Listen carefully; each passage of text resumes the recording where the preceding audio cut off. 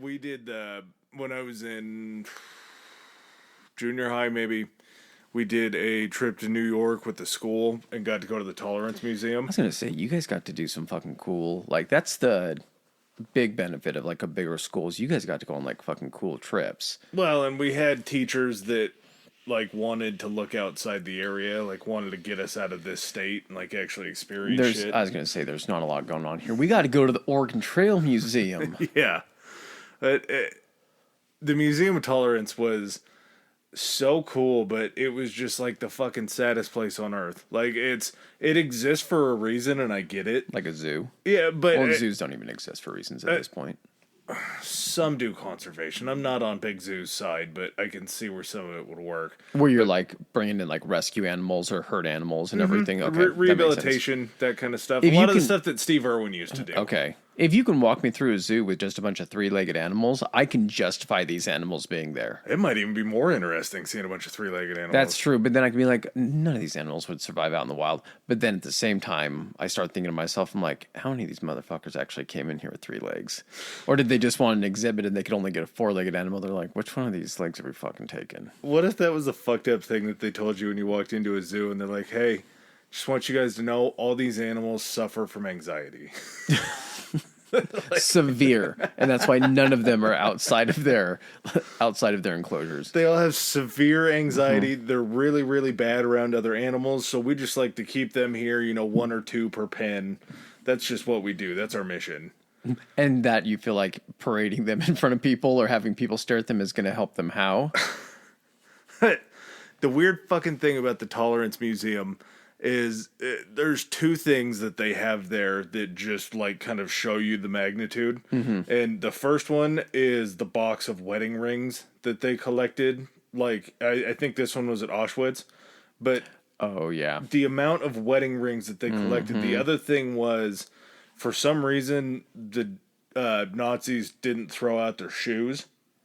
So you walk over this probably like 25-foot long bridge, and below you is just like a massive pit of Jewish shoes. Yeah, I think it was essentially so it's I'm trying to they're just like really cheaply made. So I think when they were walking around the camps, they could give them shoes because then if their feet aren't getting as not, damaged as being barefoot, they're not having to they can work them harder, and they're not having to provide a medical assistance. The ones that are in the museum aren't like their work shoes. Oh, like they're the ones that they were brought in on the cattle cars. Like they're actual. So it's when they actually took all of their possessions and everything like that. It's I remember seeing. I'm trying to think if it was.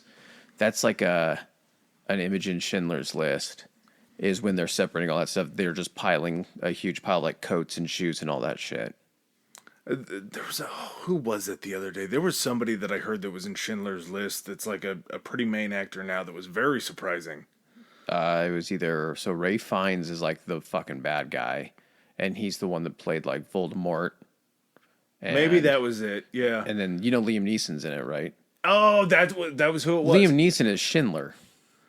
I haven't seen that shit since probably 8th grade. Really? It's just such a bummer. Like, I have a very tough time watching movies like that I know and like just sad again. The Pianist and... Yeah. The Pianist, I had enough probably like an hour in, and that was about all I could take. But it seems like there's so many atrocities, and that's the kind of shit where like when you see statues or like that pyramid of helmets, I can deal with the pyramid of helmets. That's pretty cool to see. We should probably keep that around. That's not like suggesting like we chopped off 85,000 heads and these are the it's not like that. That's like some Mongolian like Genghis Khan shit. They're just out there on the battlefield picking up helmets, and they pick one up. It's got a head, and it's like, oh, still in there. Pick it up by the spike.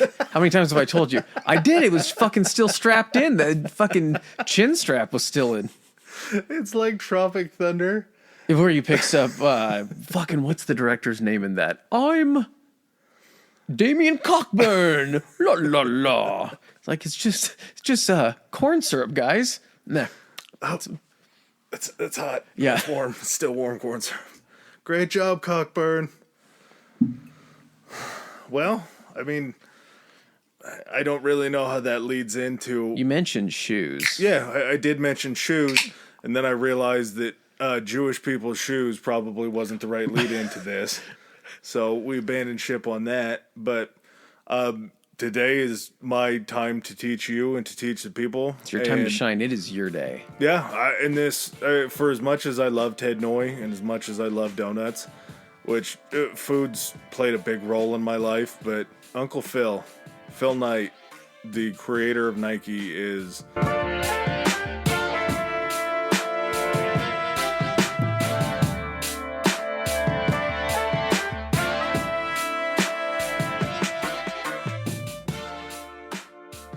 I mean, it's been a mainstay in my life for longer than pretty much anything. We're recording in a room that's full of Nike shoes. The Shoedio. If you've ever heard us refer to the Shoedio, our studio is in Adam's shoe room. So literally our desks face an entire wall of nothing but Nike boxes. Hey, Nike boxes, Nike shoes. I have my first pair of Jordans somewhere in here still. I think they're like a size 6 or a size 7. Oh, seriously? Yeah, there's a Jordan 3 black and cement, which is still one of my all-time favorite shoes. But it's just kind of been a mainstay. And growing up with an older brother, him being 8 years older and just being an athletic family, I can remember being in like gymnasiums all over the city, all over the state, all over just kind of the country when we would be playing AAU, or he would be. And I would just watch them play in all these old shoes. So you were baptized in basketball is what you're trying to say. Yeah.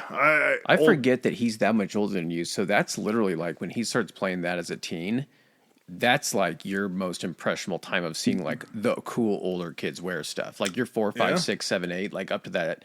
And you're wanting to emulate and be those guys out on the court. See old Fila Grant Hills and stuff that they literally, like, the only reason that the companies exist anymore is basically to sell those shoes because they can still make that kind of stuff. I grew up in a time with Allen Iverson being kind of the kiddies titties, along with Jordan towards the tail end of his career. But you come out with Reebok signing Allen Iverson to a lifetime contract. Where he's making Reebok questions, Reebok answers, some of just the coolest shit that you'll ever see that Reebok has ever done besides like the pump, the Omni pumps. Excuse me, the Shaq shoes before Shaq had his own brand that were called the Kamikazes. Was his logo him hanging and then spreading his legs from the... Yeah, he's got the rim in his hand. Yeah, who made those? Hey, he did. It was his own company. It was his own brand? And he went about it in a brilliant way because Shaq was never like out to make $1 billion with his clothing line.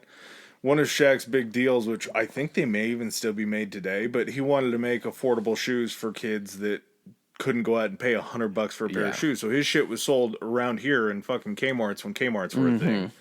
And so if you didn't have those Jordans, you could get those O'Neills. Yeah, the Shaq shoes, the Shaq Attack shoes, and so much of the stuff that you see nowadays. There's guys, Stephon Marbury. I don't know how familiar you were with him. I'm aware of who he is. Did he play for the Suns? He played for New York. He played for Minnesota. He might have had a cup of tea with the Suns. Who am I thinking that played for the Suns? Who always wore the glasses? Amari Stoudemire. That's who I was confusing him with. But yes, I know who you're talking about. Yeah, Stephon Marbury had a career in the NBA, was signed with And One, wore all sorts of different And One shoes along with Vince Carter around that time. Then Marbury goes over into China and becomes like the Michael Jordan of the CBL, the Chinese Basketball League, and creates a company called Starberry. Starberry followed in the exact same model that O'Neal did, where he was putting his shoes out. He said that his most expensive pair of shoes was only going to cost $35. Now, I'm sure that he could still make a reasonable profit off of that because he was over in China making connections with manufacturers. He was selling probably so many that he made his money in quantity. And just for as many different things, you talk about Adidas. I was going to say, who does Adidas have for in the NBA? Right now, they used to have Derrick Rose. Their big get is James Harden. He's kind of their main guy. Trae Young plays for the Hawks. He's also signed up with them. Who's Steph with? Steph's with Under Armour. Oh, okay, yep. But so everybody's got someone. Yeah. But like the OG would be, actually the OG would be what, Converse? Converse was kind of the first go around, and that's Pistol Pete Maravich, Chuck Taylor is where Converse All-Stars get the name Chuck Taylors. They just kind of had everybody that was back in the day, and that really was kind of the only option. And what came after Converse, Adi Dassler was the owner of Adidas. He created Adidas. His brother Rolf. Some questionable stuff with Adidas and Puma. The funding to start Adidas and Puma has some questions behind it.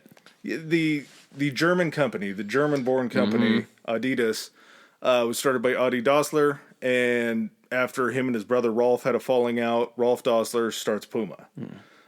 Puma, back in the day, just going back on it, Broadway Joe Montana, he was a Puma guy. Really? He was in Puma ads when they won the Super Bowl for the Jets, and he had just massive spreads and papers with him pushing Puma stuff. I used to have the Puma, just the casual shoes that had the strip up the side of them. Romas? Yeah. Yeah, they are. You got a pair of Romas in here? There you go. Oh, yep, right there.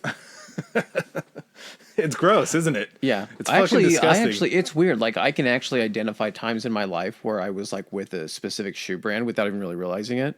Like, I had those and then, like, some actual Puma, like, running shoes for, like, a 2-year stretch. And that's Puma made a huge impact back in the beginning of track shoes. They were at one point they kind of fell into a bad rap with actual track shoes because it used to be outlawed that you couldn't have more than, I think it was 5 spikes on your track shoes. And they used something called a bristle technology, which was just literally like a spread out of actual spikes. So kind of like how they used to remember those softball shoes, the Bombas. And that's basically all it is. It's just a ton of nubs on it instead of designated like cleats. And we'll get into how Nike changes the whole game with that too. But just to start out, Phil Knight, 1955, he's a freshman track athlete at the University of Oregon. And that's the first time that he ever comes in contact with his coach, Bill Bowerman. Now, Bill Bowerman is such a legendary name in Nike that Nike headquarters in Beaverton is actually on 1 Bowerman Drive. Okay. So it's situated on a street that was named after Bill Bowerman, which was the Oregon track coach. Now, is he just the track coach, or does he have some role to play within, like, development and founding of Nike? He kind of changed the world. Okay. He helped Phil Knight move into a different space that is just, it's tough to describe at this point, and I'm not going to get emotional during this, but just understand there are emotions that I have for Nike. Like, this is, I've been to the headquarters multiple times, and you can't really go in any buildings, but I've walked around the headquarters. This is kind of like in a way, like your Mecca. Yeah, it really is. And this would be me, like, going to, like, Skywalker Ranch. Yeah. Which would also be very cool. This would be one of those things where, like, I could take you to Nike headquarters in Beaverton and you could see it. You'd be like, this is a pretty cool place because the campus is just massive. Yeah. And the buildings and everything, the sculptures and the architecture that they have are so cool. Whereas you could take me to Skywalker Ranch and we could walk around there and you could be like, this place is awesome. And I'd be like, yeah, it really is. Yeah. But I wouldn't understand kind of all the intricacies of it.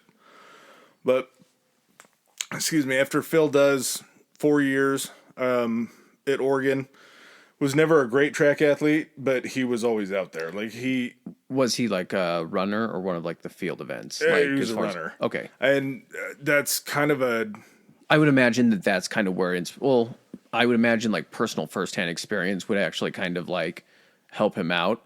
And I know that different track athletes wear different spikes and all that kind of stuff as far as like different shoes depending on their events. 55 was back before really the advent of spikes. Okay. And they raced the University of Oregon Stadium. It's called Hayward Field, is where they have all their track events. And they had something that it's I think more common now, but it was a cinder track. Okay. So it was a different compilation than most other places. Okay. So Bowerman, is that the red colored stuff? Yeah. Okay. Bowerman was kind of more always on the forefront of trying to figure out a way to make track athletes faster, give them better traction. And this is at a time when a midsole of a shoe was just, it had very few lines in it for grip and traction. It didn't have any sort of, it's called a heel wedge. Okay. And a heel wedge is what raises the back up just enough to take that pressure off your Achilles. So you're dealing with midsoles and shoes that don't exist, and a midsole is the cushioning unit that goes through it in the middle section. These were just flat shoes. It was like running in ballet shoes. Like a Converse, Yeah. Converse shoes like that, with like no arch support or anything. Like something you would think would be crucial, and that if you ever wear shoes that don't have arch support long enough, you're like, your feet fucking hurt. And these were, I mean, they were just flat. Yeah. It was basically like you had something on to protect your foot, but you were basically running barefoot. Well, I was going to say, for the past 10 years prior to this, the only focus on footwear in the United States was making like army boots. Yeah. But after college, Phil went and did a year in the military, which kind of cool. Just saw a little bit of the world, I think. And then he came back. He went to grad school at Stanford. He was an accountant. Oh, okay. He was an accounting major. He got all that done, and during a time at Stanford, he was in an entrepreneurship class, and he was asked to come up with a kind of like a strategy as to optimize selling things, but selling them at a cheaper price. Okay. And back right around then, cameras were basically all German. Like, German cameras were like the kitty's titties. They were the top of the food chain. Kind of in the same way that like Swiss watchmakers, they just had that like precision, that Very technology much, yeah. and everything. We used to use this to spy on you. So he actually transferred that over using some of the stuff that him and Bill used to talk about with shoes. And one thing that they saw was that the Japanese market could actually manufacture cameras just as good as the Germans at like a quarter of the cost. And so you could sell something. Are we getting into the birth of sweatshops here? Ish. Yeah, maybe not. I mean, I don't know how many sweatshops happen in Japan. They seem to be fairly cultured. But they just knew that Japanese could make a variant of a camera that was really good. So he crossed over the idea of thinking, well, we have running shoes in America. Adi Dassler is running Adidas. Adidas is a German company. Could we do the same thing with German shoes just in Japan? And he said when he got up and did this lecture, he said one of the biggest driving factors in his entire life was giving this speech in front of this entrepreneur class. And he said that nobody was bored, nobody was excited, everybody was just there. Like, all he was doing was standing up there and speaking in silence. Like, they weren't booing him, they weren't yelling at him. It was just like complete apathy for this idea that he had. And he really felt like it was a pretty decent idea. So after he ends up leaving Stanford, He graduates. He graduates. He got his graduate school done. He decides to take a trip around the world to kind of see some different things, and one of the stops was a stop in Japan. He somehow finagled his way into a meeting at a place called Onitsuka Tiger Brand, and Tiger Brand shoes are the modern day equivalent of Asics. Okay. So these were Asics before Asics. If you look at like the Onitsuka brand, it's still got the same A pattern on the side. So this company formed into Asics. They were Asics of Japan before Asics became an American company. So during this meeting, he somehow talked this Tiger Brand into making him the West Coast distributor of their shoes, which is a very big deal. Oh, they had an East Coast distributor as far as in America? They were kind of trying to break into the market, and I think it was more... He wanted to be on the West Coast as well. Yeah, they were that close. Okay. So he was going to... that makes sense. I'm thinking traveling the other way. Yeah. That would be the first place naturally to move in. So he continues on for about a year, and after he gets back from his world tour, it takes them a while to start sending him stuff.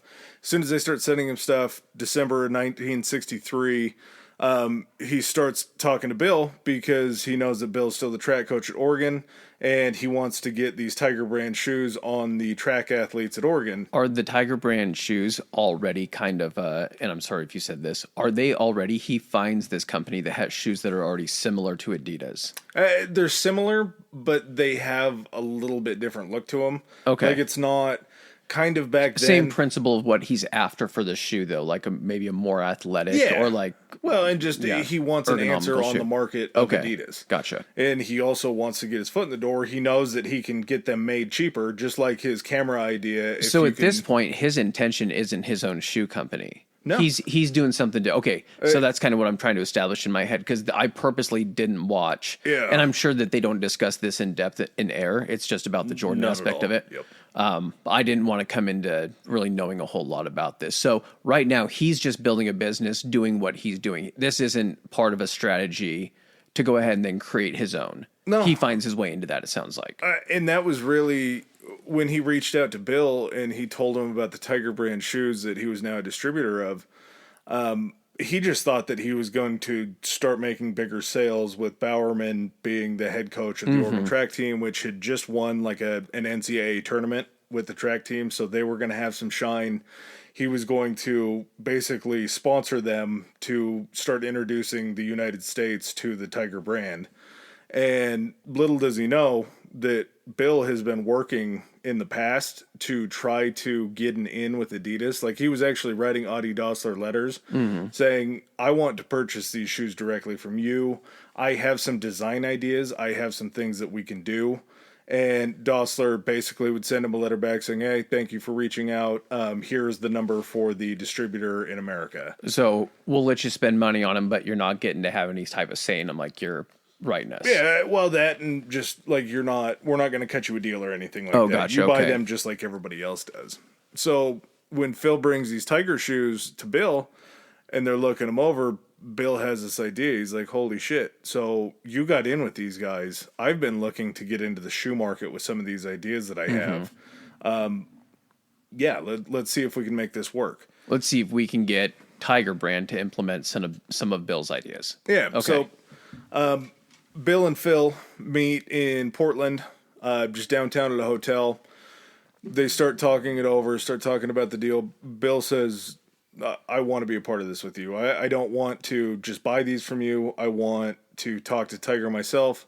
I want to get my foot in the door. I have these ideas. To get his beak wet. Yeah, and I believe that it was $1,000 investment from Bill after $1,000 investment kind of up front from Phil. That was it? To get in the door. Well, yeah, I mean, you're talking about the 60s. $1,000 is... I guess whatever it translates over into yen. Whatever they use in Tokyo or Japan. But they were in. And as Phil starts talking to... or as Bill starts talking to Phil, he's like, hey, man... I have these ideas for these shoes. I already came to Adidas, like I was just saying. They shot me down. I really think that I can build a better shoe. And after that meeting, January 25th, 1964, Blue Ribbon Sports is born. And Blue Ribbon Sports was the precursor to Nike. It was their joint venture that they were going to be selling these Onitsuka Tiger shoes under that banner. They had a few Blue Ribbon Sports at this point is almost like a sporting goods retailer. Yeah, except for these guys are flipping shoes out of trunks. Yeah. Like they're just... Oh, okay. They're hustling. Not like... This isn't brick and mortar. This is like hustling. Yeah, they'll start to kind of gain a little bit of traction as things go along. But one of Bill's major designs that he sent to Tiger Company was the Nike Cortez. So...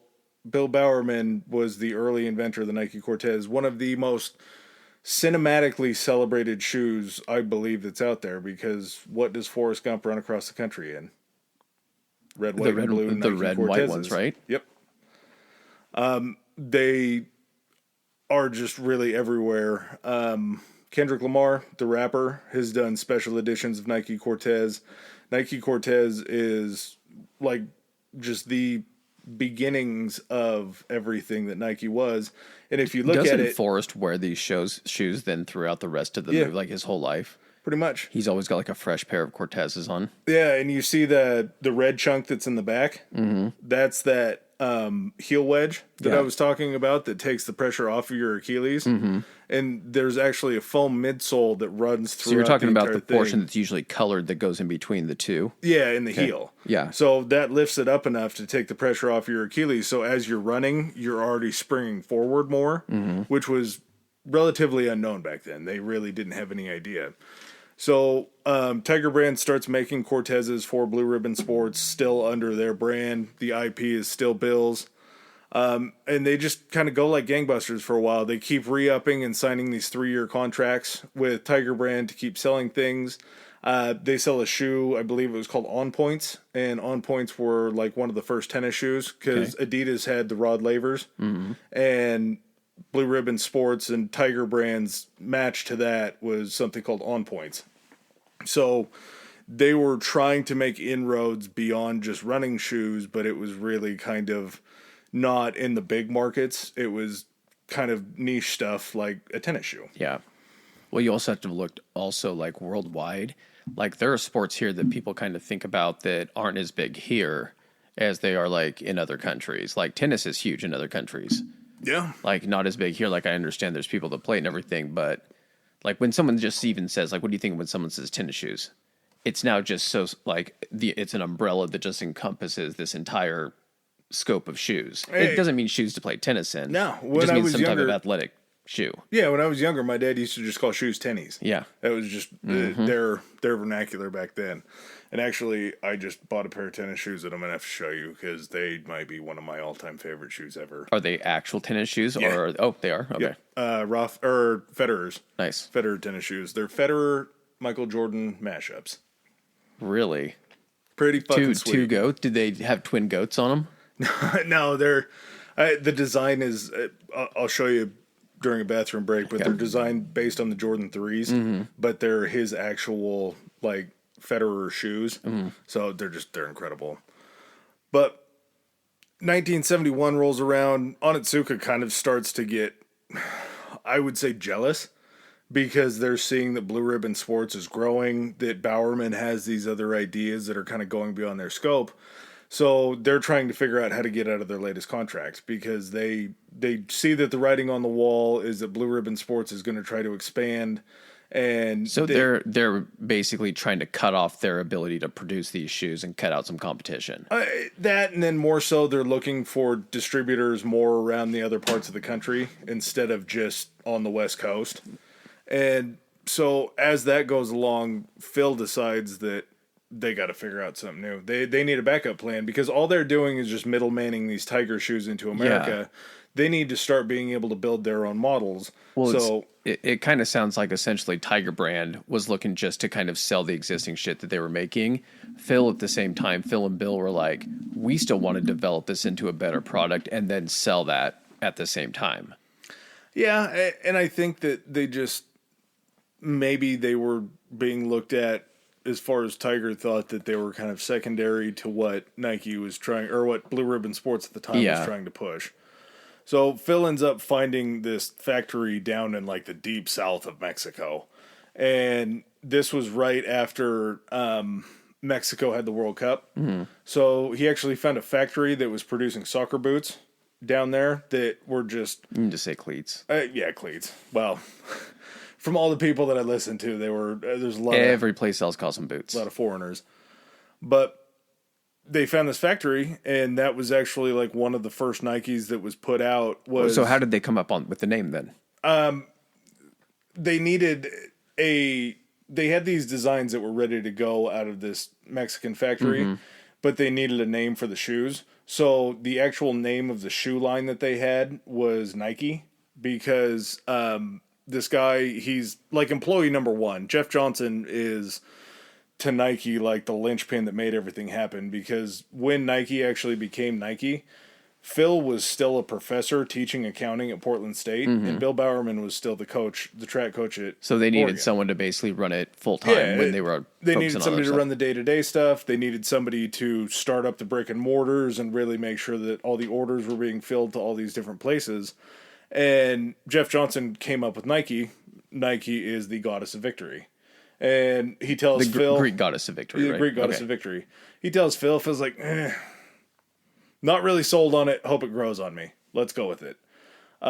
So that was the first line of shoes. It was a running shoe. So he initially uses Nike as like that series. So it's like Nike's by Blue Ribbon Sports at this point. Okay. And they knew that they needed something to put on there. Yeah. They knew that there had to be a brand logo on there that would change these shoes and separate them from everybody else.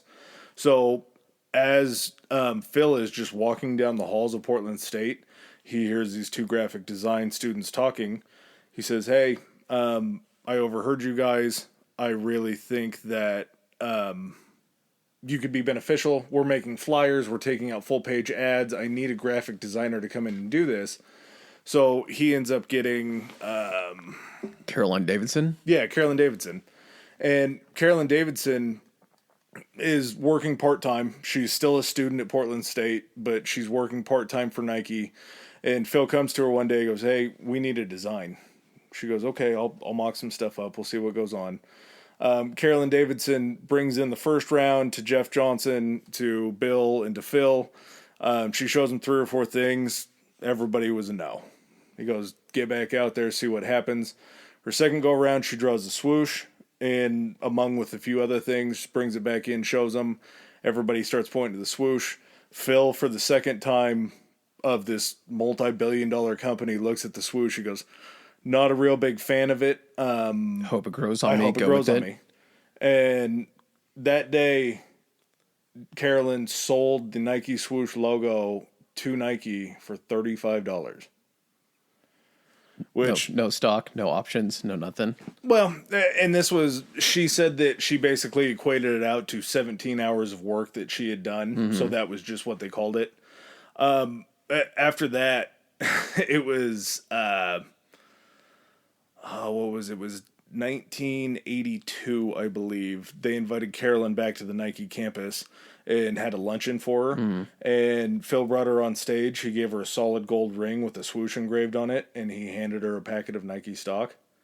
To this day, neither one of them have ever said how much that it was worth. Phil just said that he felt like he made it worth her while, and she said that she's very comfortable now. So don't know how much stock it was. I feel better now. Yeah, I was hoping that you would circle back around to that. Okay. Absolutely. Shockingly enough, Just Do It actually is a spin-off of the serial killer Gary Gilmore, because when he was getting ready to get this standing in front of the firing squad, mm-hmm. he asked if he had any final words, and he said, let's do it. So they changed let's to just, because they didn't want just do it, because they said that it would feel too pushy. Do it. So yeah, they added just to the front of it. Just do it turns into just a major deal for him, and it's still used to this day after it was created in like the 70s. I fucking remember the commercials, man. Just coming up with the black screen, then in white. Just do it. Or sometimes the orange. Yeah. That Nike orange. Just absolutely crazy stuff to kind of fall in along that timeline. 1973, Bill Bowerman designed a shoe that was called the Waffle Sneaker. And the Waffle Sneaker just basically revolutionized track. And basically the Waffle Sneaker, which is still made today, and these patterns are still all over Nike shoes. If you look at the bottom of a pair of Air Max 90s, not that. Oh, okay. Air Max 90s. I just showed Adam the bottom of my shoes. What am I wearing right now, Adam? That's just a regular, almost like a herringbone. Oh, pattern. I thought these were different. Is a waffle, is it kind of like a van? The bottom of a pair of Vans? No. That's a hexagon. It's a honeycomb. Okay. But it's literally just the imprint of a waffle iron. Okay. And how Bill Bowerman came up with this was he was trying to figure out how to get more traction onto a running surface. Mm-hmm. And Sunday morning comes around, his wife's making breakfast that day. She sets his waffles down in front of him, and he just looks at it, and he goes, I think this is it. And his wife goes, what's it? And he goes, I'm not going to church today. So she heads off to church. Bill grabs the waffle iron that was given to them as on their wedding day, mm-hmm. goes outside in the garage, has a bunch of urethane that he's been using to mix up molds and stuff. Yeah, to make shoes. He pours the urethane inside of the waffle iron, closes the waffle iron. Well, he didn't put any substrate on either side of it, mm-hmm. so he just literally glues the waffle iron shut. And he's just trying to make a mold, and he's like, fuck. Yeah, he never gets it back open. Pam. You can't even do that with waffles. You gotta spray it down with some Pam or something. So he ends up throwing that one out. Sort of a funny story about it. just going through beyond how absurd it is that this happened. And he ended up buying more waffle irons and was able to figure out how to make the mold, then poured the rubber into it. And that's where you see the Nike waffle pattern that's on so many different shoes nowadays. But it was actually like one of the best grips that anybody could get on a track shoe back at the time that didn't have spikes. And that was made 1973. Yeah. So, I mean, we're talking just out of bounds technological advancement for that time. But one of the Nike historians was trying to go through and figure out if he could find the initial waffle iron to match the pattern. Yeah. So he called Bill's wife, because Bill had passed on at that point, and said, "Hey, you don't happen to have that waffle iron that Bill had that he initially tried to make the first mold?" And she goes, "Oh, heavens no, we threw that out years ago." So a few years later, one of Bill's sons ended up moving onto the property, and he was trying to widen out the garage space. And he starts digging down, and they live on this just big, massive hill that's really far away from the road. So they didn't have trash pickup. Yeah. She said that it was thrown in the trash. As he's digging it out to try to pour more concrete, he uncovers these rubbish piles. And inside the rubbish pile, they actually find the original waffle iron plates that Bill Bowerman was using to make these waffle pattern shoes. And just something that should be in the Smithsonian. Yeah. But Nike owns it. They don't have it on display anywhere. It's in the vault. Yeah, it's in the Nike vault on the campus. Only Phil Knight has access to this vault. Their first big sponsorship that they had was this guy named Steve Prefontaine, and he was a runner at Oregon and ended up going to the Olympics. He was just blowing people away at the American trials, putting up records, just all these personal bests, all these records at all these trials. No, you were saying that like American track and field didn't allow spikes at this time still? Okay. But that's where Bill was trying to get every create edge a better he could, shoe. Yeah. So Steve Prefontaine goes to the Munich Games in 72. He only ends up coming in fourth place. He ran the 500 or 5,000 meter, so I don't know how long that is, but it feels like it's pretty fucking long. I'm sure part of it had to do with him essentially not being up to the same level as some of the winners, but at the same time, is he still wearing Nikes at the Olympics? Yeah. Okay, and they're wearing spikes. So at a certain point during your start and everything like that, and even just the grip you get running, you're going to lose over the course of 5,000 meters. You're going to lose a couple steps, and most of these races are decided by very few steps. Yeah. And there's a little funny story with Steve. It gets very dark here in a second. But after he gets fourth place, Bowerman's trying to raise his spirits. And he goes, "Hey, man, I got good news for you. When we go ahead and head back to Oregon, the University of Oregon wants to name a street after you." Prefontaine looks at him and goes, "What, are they going to call it 4th Street?" He goes, "No, it's going to be your name." They already have one of those. You're safe there. Yeah. So after he comes home from Munich, he immediately starts training for the next set of games in 76. And during that period of time, unfortunately, he gets into just an absolute terrible car crash and dies. So kind of their first sponsored athlete, he burned bright, but he didn't burn long. And they just basically start stacking sponsorships. They start spreading out into different places. We're getting up into 1984, and 1984 is like the biggest make or break year for Nike. And this is right where the movie Air kind of starts. Yeah, 1984, 83, they had a very bad year. It was the first year that they had ever lost money as a company. And there were a few layoffs that happened.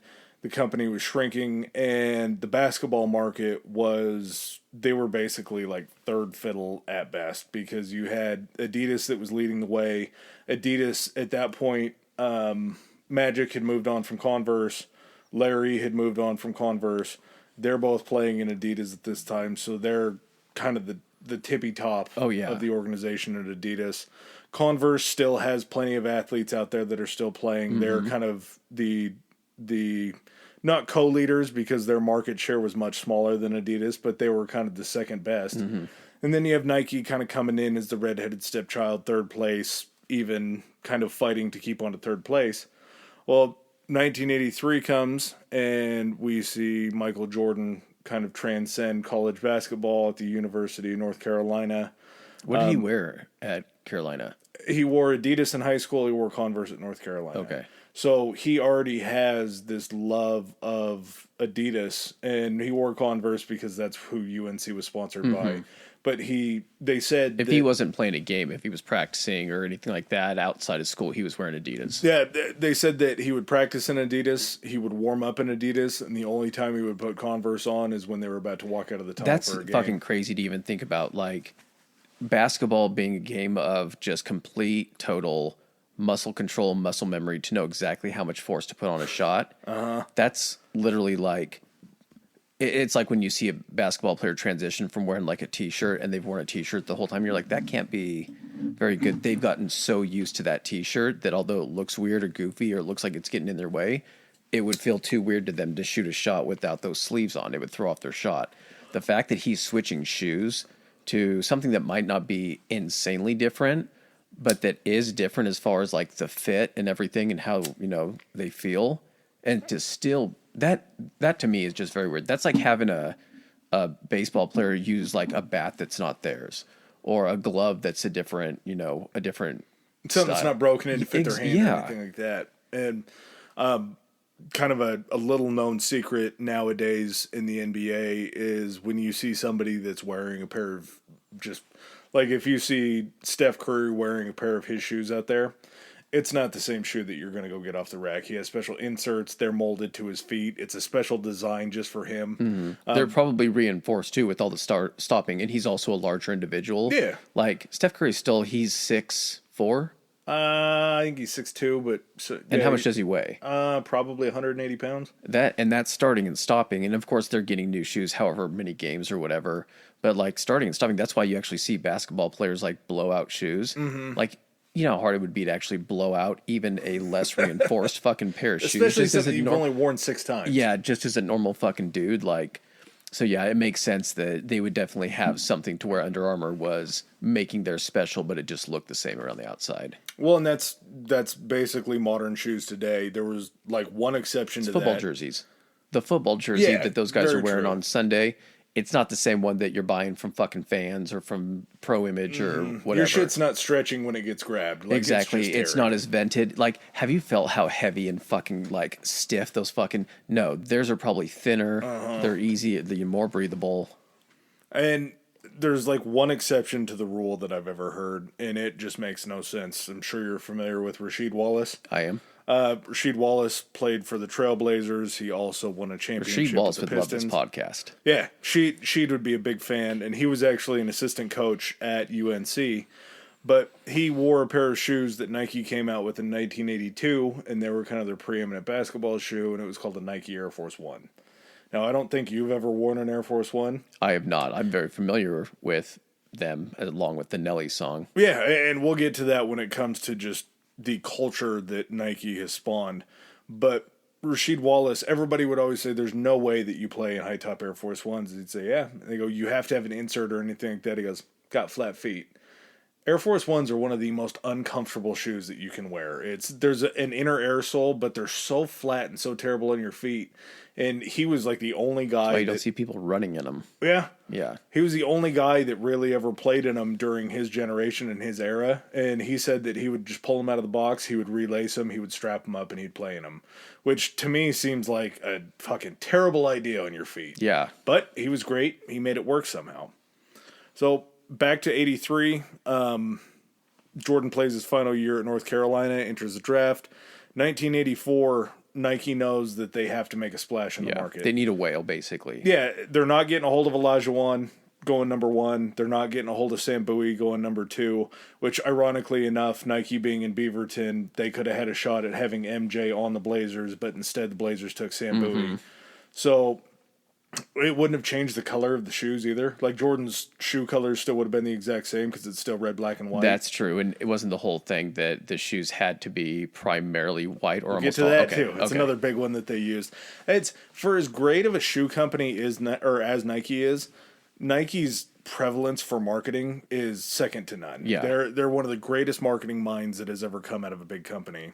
So 1984, Rob Strasser and Sonny Vaccaro have basically circled Jordan as the guy that they need to get. Mm-hmm. And who are these guys? Rob Strasser was a designer. Sonny Vaccaro was basically like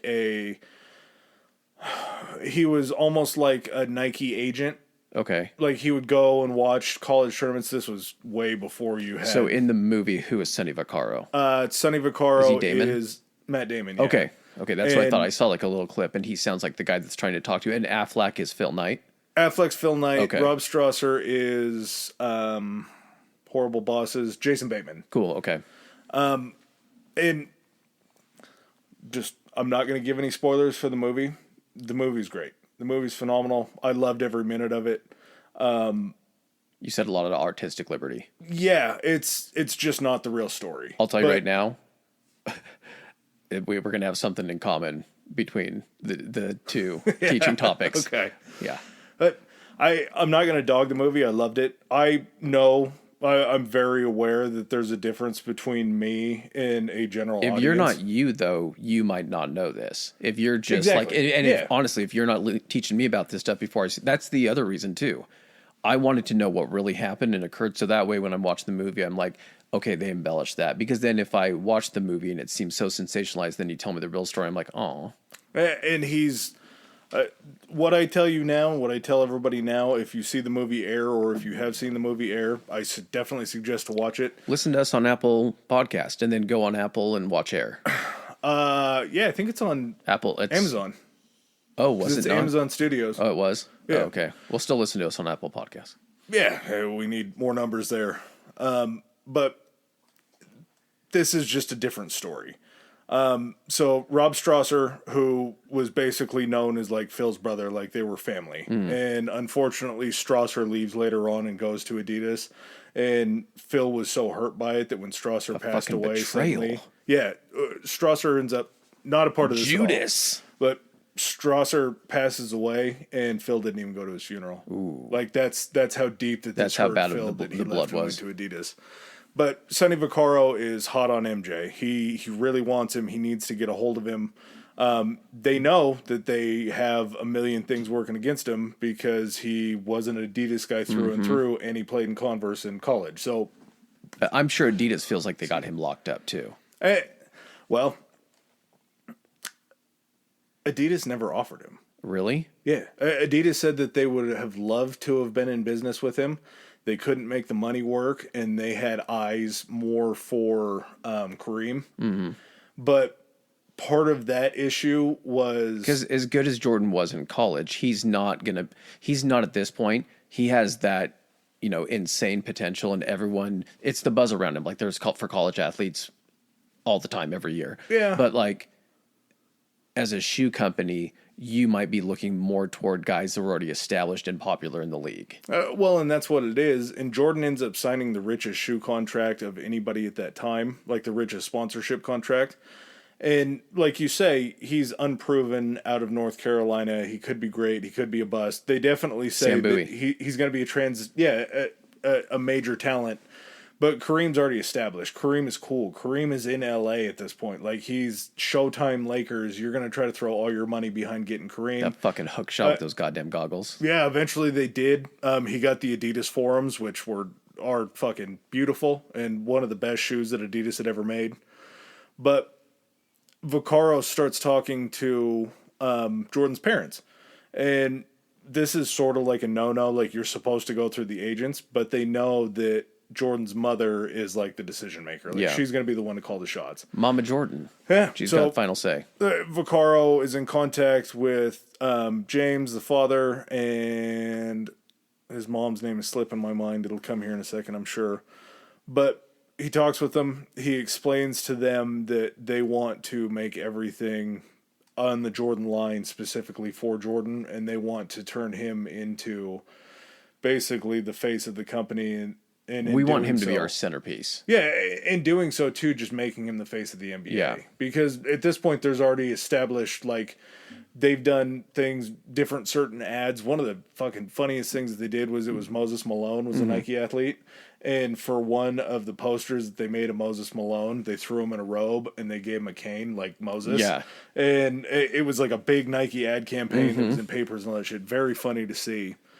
But it was kind of Jordan's mom that said, Mike, we got to go there. Like, we have to go to Beaverton. He goes, I have no interest. I don't want to do this. I don't want to go there at all. Listen, you're going to fucking Beaverton. Yeah. And we're going to take a look at these places, and you're going to thank these nice men for offering you this. Yeah, and he went with no intention of signing. And he basically was telling his agent the whole time, he goes, just get me in front of Adidas. He goes, I'll convince them to give me a contract. Just get me in front of Adidas.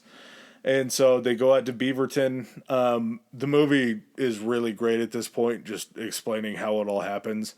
But basically, when they bring Jordan into the conference room, their idea is to make Vaccaro and Strasser be like the initial meeting point for Jordan. And they can talk about everything, they can go over everything.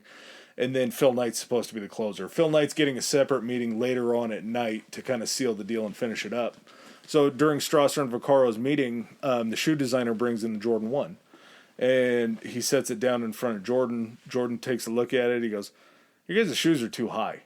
They're too far off the ground. I need to be closer to the ground so when I cut, I feel like I have enough strength to be able to move without rolling an ankle. Or did he try this or just go off? Like, did he put the shoe on, walk around a little bit, or was this off just looking at it? Really? And, okay. I mean, you can usually tell a shoe that's higher. Do you think he's doing this a little bit because he's already looking for excuses not to do business with Nike? Yeah, okay. I truly full on believe this. That was the thought process, was he was doing whatever he could to get out of there and have a reason to get out of there to get to Adidas. And the shoe designer and Vaccaro go, that's no problem. We'll tailor these to what you want. We'll give you your specifications. And Jordan kind of stops and he goes, so you're just going to customize a pair of shoes for me? And they go, yeah, we're going to take your ideas into the consideration of making these shoes because you're the athlete that has to wear them.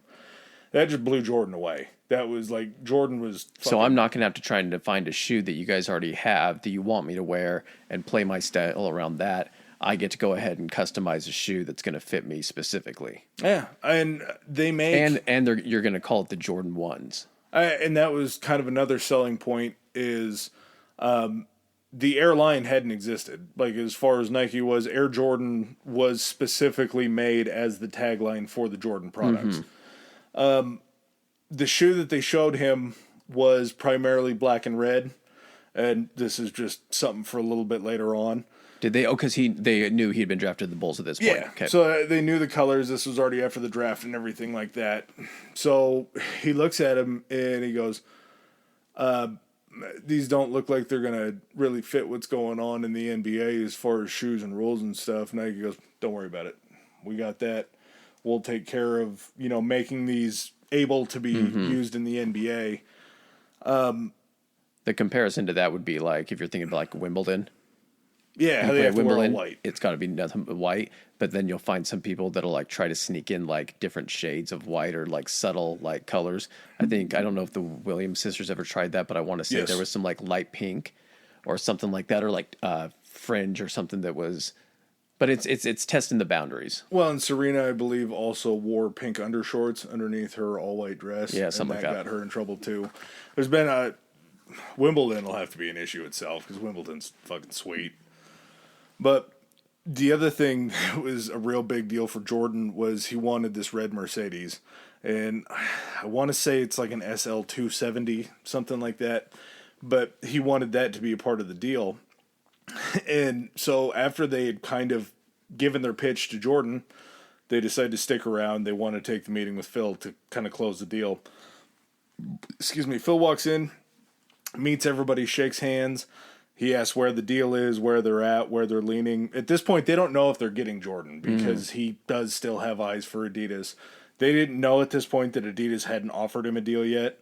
And like I said before, they said that was just kind of based on the money. And there were a few other things that were going on that kind of play into Adidas wasn't their number one priority. Like he wasn't Nike, it sounds like. He wasn't, but Dossler had already passed the company along to his son, and he ended up dying. So there was a little bit of an issue because part of his shares were given to his children and broken up among them. And then So there was some leadership questions or something going on within the company that drew their focus away from solely focusing on Jordan. Sort of, yeah. Okay. It wasn't super prevalent because the mom still owned the majority of the shares, but she also wasn't the businessman. Yeah, she probably wasn't in there familiar with like the day-to-day and what's going on with the company. So Phil comes into the room, talks to the Jordans, talks to Rob, talks to Sonny about what's going on, and he just kind of says, what do we need to make this deal happen? And as he's doing that, Sonny Vaccaro pulls out 2 die-cast models of the red Mercedes SL270 that Jordan wanted, and he holds them up, and Phil goes into like full acting mode, and he's like, oh, we got to do this too. I got to get you these cars too. He wanted 2? Well, that was kind of the joke, was that he wanted 1, so they wanted to give him 2. But the tongue-in-cheek was, it was actually the 2 die-cast models that he was holding up were the ones that they were going to give him. Yeah.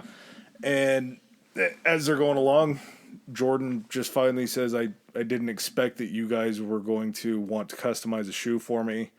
I think we got a deal. And it wasn't the first year, but it was the second year after Jordan was signed. The Jordan line, I want to say they sold like 3 or 4 million units of the shoes, of the Jordan 1s. And they made so much money that next year, Phil had a tow truck bring the red Mercedes SL270 to Jordan's house. So he made good on that promise, delivering him that car after the So deal. they ended up changing the shoe to be predominantly white with the red on it, right? So this is where it gets weird, but just to tie that up, and this will lead right into where we need to be with just the ads and the marketing. Okay. But Jordan signs a 5-year, $2.5 million deal with Nike. So that becomes the largest Sponsorship deal at the time for anybody, and I think all of major sports. Okay. I don't know about soccer, but they always seem to go higher. But as far as America goes, this was the creme de la creme. So the Jordan 1 comes out, and the interesting thing about it was everybody thinks that Jordan played his first year in the Jordan 1 because you would think that was. But he had already been drafted. They were heading into a new season. They hadn't signed him until later on in 1984, before the season. So the first season, he actually played in something that was called the Nike Airship, and it's very, very close to a Jordan 1. Like it's damn near like almost like a prototype. Yeah. Then. They were able to get that to him while still working on the Jordans. And it had the same coloration pattern on it. The NBA took one look at it, and they said that there was too much red because the team or the shoe has to be primarily white or black, and then its accent colors can't be more than, I think it's like 50% of the actual shoe, and it has to look like everybody else's on the team. And the Jordan 1s that he was wearing were they were basically all black, but they had a ton of red on them. And the NBA said, no deal. And I've heard not Phil Knight, but David Stern, the old NBA commissioner that was commissioner for Jordan, had explained that they banned the shoes, but the deal would have been, had he worn them, it would have been like $1,000. And then the next time he wore them, it would have been $2,500. The next time he wore them, it would have been $5,000. And then he would have just been suspended. Yeah. So Nike takes this opportunity to put out a commercial at the start of them dropping the Jordan 1s. And the commercial basically explains that the NBA banned Jordan shoes. And so it was a pair of shoes in a colorway that he wasn't ever going to get to wear in the NBA because the NBA said no. And so they became known as the banned 1s. Okay. And an actual pair of banned 1s that's like still unworn, not the originals, because the originals go for probably $10,000 still. But the first remake that they did, they put a glossed X on the back of them for banned. Yeah. And you find pairs of those that came out early 2000s that are going for like $900 to $1,000. Damn. Like it was that much of a selling point going along with that ad that they did, where it's the NBA says that these aren't good enough for them. Yeah. But you be the first one to get your hands on the banned Jordan 1. These are forbidden shoes. Yeah. Too hot for TV. And It was just stuff like that they always capitalized on them. And there's a million different ads that we can go through. Bo knows. The Air Max Trainer SC. Bo knows baseball. Yeah. Bo knows football. Bo knows. Bo Jackson doing, as a biathlete, just doing fucking everything, is pitching these Air Trainer SCs. Two-sport athlete. Huh? Two-sport athlete. That's a different meaning now, maybe. Okay, yeah. I mean, could have been a biathlete. Yeah, no judgment. He'd be a big bear, man. Bo Knows was huge when I was a kid. I remember seeing him in the baby blue KC Royals. And then also like was the Bo Nose was one of the big Bo Nose ads, shoulder pads on with the bat hanging over his shoulders and his arms over the top of the bat. So yeah, I mean, just iconic stuff. And I don't know, as far as like being out of like people that didn't follow sports, I'm sure they had to have seen that in media, just probably everywhere. That wasn't just sports, man. That was in magazines. That was anywhere and everywhere. Yeah. And the thing is people like Bo Jackson and Michael Jordan, they transcend the sports that they're in just because they're so good at it. People don't listen to country music, but people know who fucking like Garth Brooks is. Where the body's Garth. We want to know. 1988, Just Do It.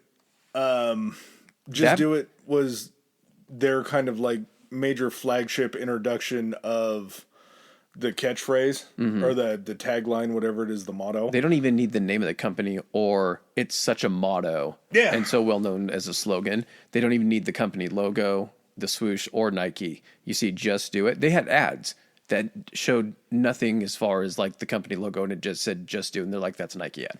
Well, and this was like Nike's second major like national marketing across campaign the world or whatever commercial that they would do.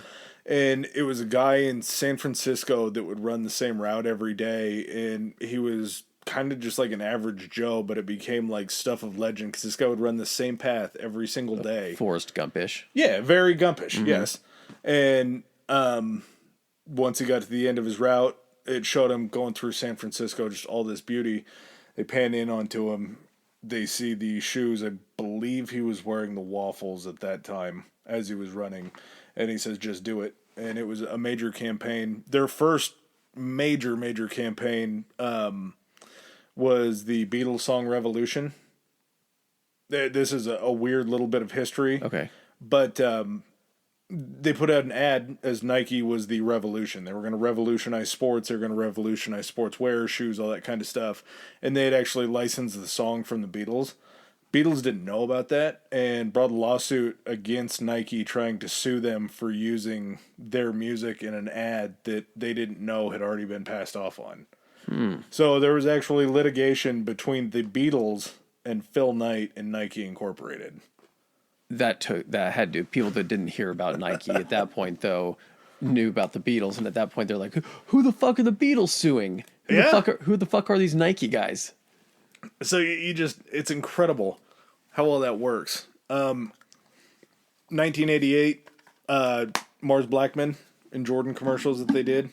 Mars Blackman was a character in a movie that Spike Lee had made called She's Gotta Have It. Okay. And he was a very funny character. He was just this little dude that wore the hat that had the bill turned up in front. Are we talking, is this like a Cat Williams, Kevin Hart, very Chris much, Tucker-ish yes. type character? This kind, yeah. And they went back and forth through these ads. I think they ran from like 88 to 91. They were that successful.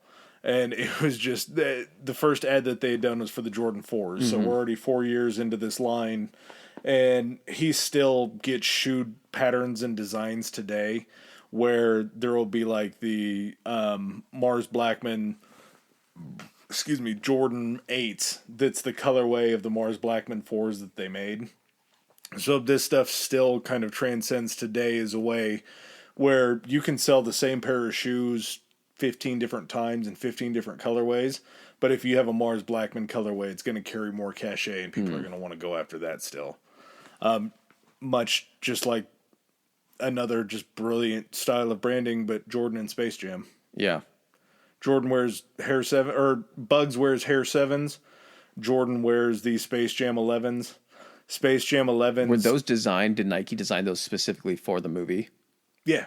Really? It was a colorway that I think he only wore for the All-Star game because they were black and blue. And, to match the Toon Squad uniform with the blue trim, yeah. And just another, this is a major motion picture. Was it Disney? I don't know. No, it wasn't. Warner Brothers? It had to be Warner Brothers because it's Looney Tunes. But you have the Looney Tunes, which probably pound for pound were the most popular cartoon back then. Did Bill Murray wear Jordans when he came on to play? I believe Bill Murray was wearing Bordeaux 7s, but I haven't seen it in a really long time. But just another ad to get Nike out there on the face of the front pages on the movie screens, to have kids see those things. That's the biggest thing right there, man. Kids seeing that, already idolizing Michael Jordan. I want those shoes. Yeah, they had one of my personal favorites.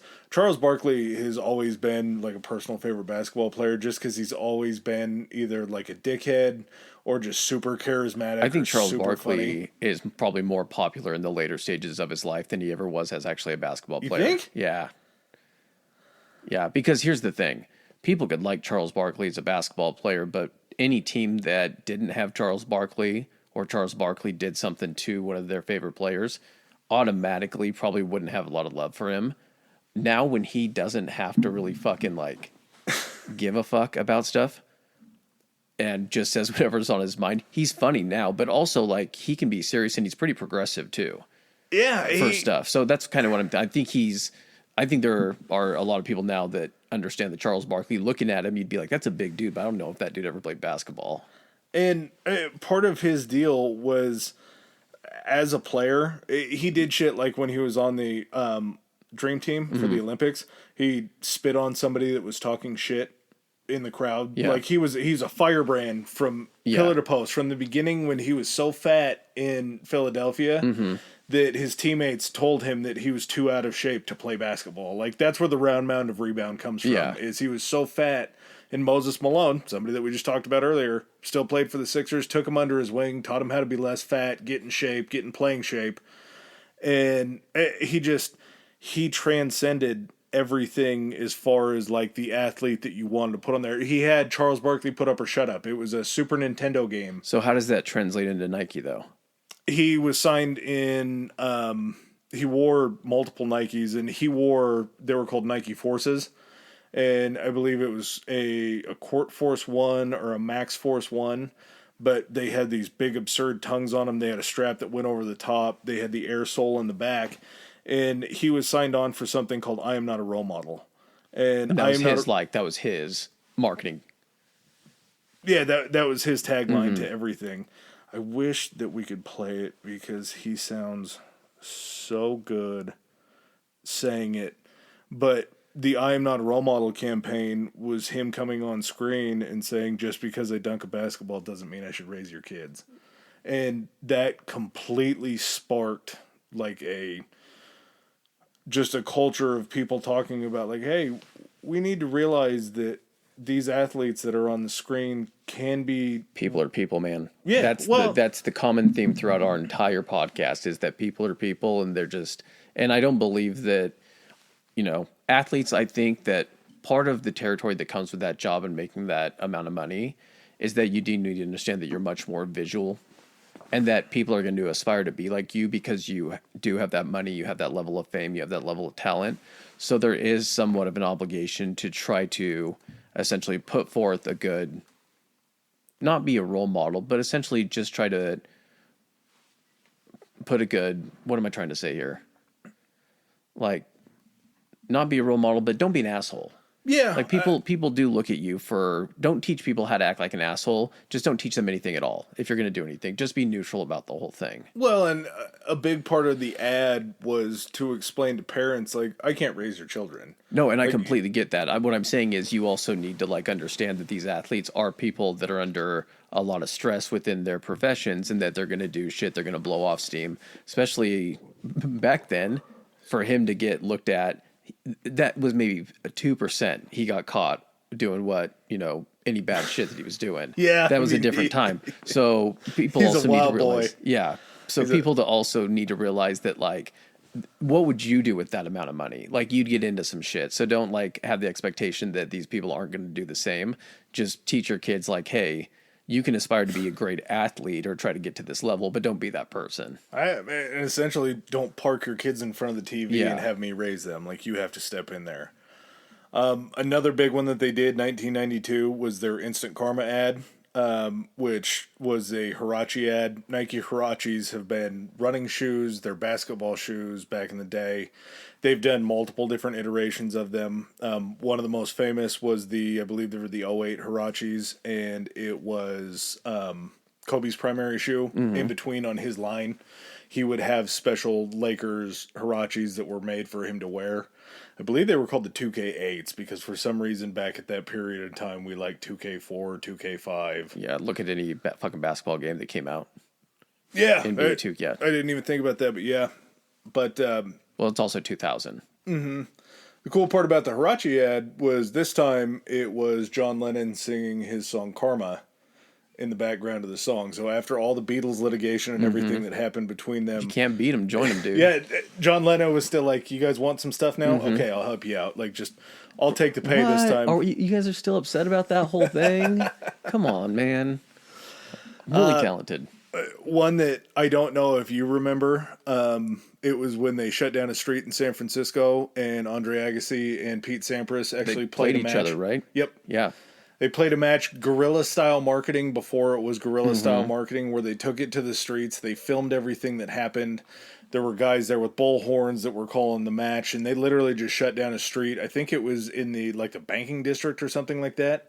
And they brought out a net in the middle of the road. They blocked off the road, and they just played a game. And it was Sampras wore a pair called the Air Max 2 Spas. Not the greatest looking shoe, but somehow So this was all a Nike planned event? Yes. Okay. Yep. Yeah, this was just Nike sending marketing out there. They used clips of it for commercials. The 2 Spas look very Pete Sampras for some reason. I don't know why. But Agassi wore Air Challenge LPs, or LPWs, and his shoes ended up Was this still mullet wig Agassi, or was this... embracing his bald? This was still when he pretended to have hair. Oh god! So this is peak. Yeah, and after Agassi. Once he shook the wig, he wore they were just called Tech Challengers, and that's what his shoe line was. But marketing on a level that you had never seen before. They actually shut down a street in one of the busiest cities in the country, just so they could get this material and get it out to the masses. Like, that's gonna, for tennis shoes at that point in time, like, that's gonna be a really You're doing big something statement. no one else is doing. Yeah. And having Agassi and Sampras both signed to Nike, like, you have the creme de la creme of tennis at that time. American tennis. Out there making it. Well, yeah. But still worldwide tennis at that point, yes, they were both very prominent. Yeah. 1995, Lil Penny with Chris Rock and Tyra Banks. And it was Anthony Hardaway was coming out with the... I believe the first one was for the Air Max Penny 1, and the next ones were for the foam posits, but it was like a little Muppet that was voiced by Chris Rock. And then Tyra Banks was also like the love interest in these commercials that Lil Penny was obsessed with. Okay, I remember that. Yeah, and it's just little stuff like that where you may not be a sports fan, but you've seen these things play out on TV. It reaches outside of sports just because from its entertainment value is what it is. Yeah, just like you were talking about earlier, 1982 Air Force Ones come out. In the same way that people that don't watch football probably know who Tom Brady is. Yeah, very much so, either through Giselle, through Uggs, or any of the other weird sponsorships. Yeah. Through people that kiss their kids inappropriately. That's on the lips still. Like people that don't hang it up when they should and they lose their fucking super smoking world's most famous supermodel wife because they're fucking dumb. Like you were talking about earlier. Tom, if you're listening to this, come on and explain yourself. We'll talk to you. Yeah, we're not going to pay you, but I want to hear your story. But 1982, you have the Air Force Ones that have still transitioned into, I don't remember when Nelly and the Saint Lunatics, they were in their prime. When was this? When did the song come out? For Nelly and the Saint Lunatics, Air Force Ones. Ooh. I want to say it was like 04, 06. I want to say earlier than that. I want to say 02, 03. Got me stomping in my Air Force Ones. Stomping in my Air Force Ones. 2002. Yeah, all right. So you were right. It was still when I was in high school. During the time of Jordan and Adidas being a viable option, Run DMC puts out My Adidas. You have the first kind of like rap. And I mean, they were rocking Adidas back when early on. They had the Adidas tracksuits and everything like that. Shelto Superstars, Adidas tracksuits. Like that was the fashion of the 80s, was Adidas setting those trends. And when you have Run DMC walking up on stage to do a concert, singing My Adidas, pulling their shoes off and yelling out to the crowd, everybody that's got a pair of Adidas, put your shoe in the air. And it was literally a sea of people holding up Adidas. That was kind of the market that they had at that point.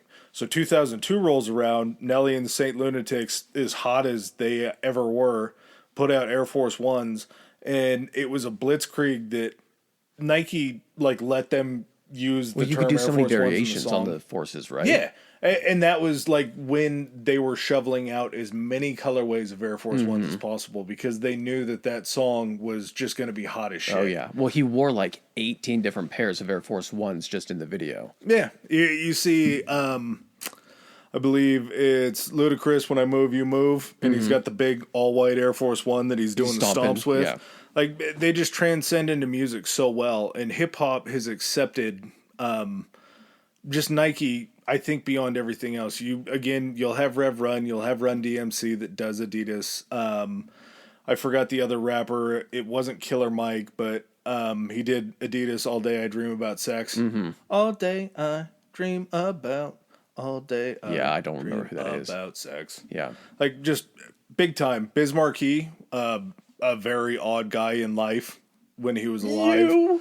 You got what I need. He basically like cornered the market on something called a Nike Air Safari, and they're fucking wild shoes, but when you see them, like, they're fitting. So you see all these, not only athletes wearing stuff, but you see rappers wearing them.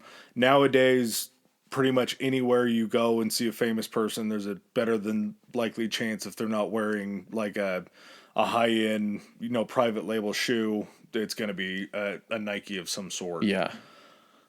2010. Wait. You're skipping past some stuff. Like, what's going on in like 97? Oh, okay. So in 97, the Jordan 12s came out and they were released. Jordan puts out a commercial, and this is after the first retirement. He comes back with the Jordan 12s, and he starts talking in this commercial about... Did he ever get a Jordan cleat when he started playing baseball? Because they make Jordan cleats now. You own a pair of Jordan cleats, and they also make Jordan golf shoes. Too many.